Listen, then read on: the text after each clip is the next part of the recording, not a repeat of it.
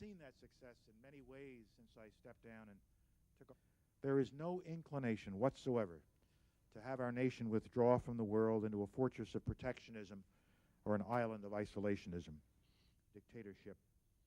The ideological isms which challenged us for the our relations with Russia must not be dictated by any fear on our part.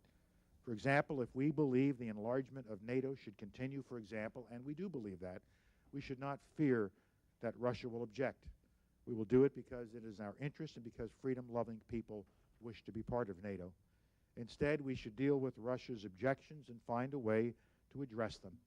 NATO is not aimed at Russia. NATO is aimed at the peace of Europe. But we also see weapons of mass destruction at the top end of missiles. A strategic partner, China is not.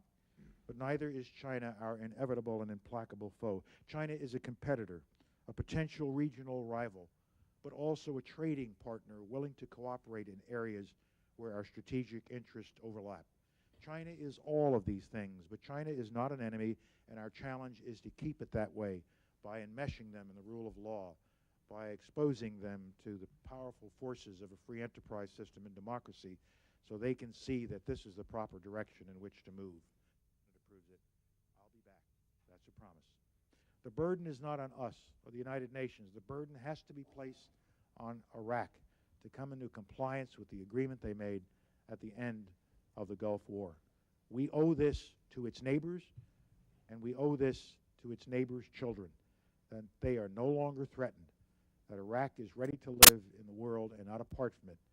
And until Iraq makes that decision and lives by it, we will remain resolute. We're supposed to introduce the outgoing National Security Advisor to function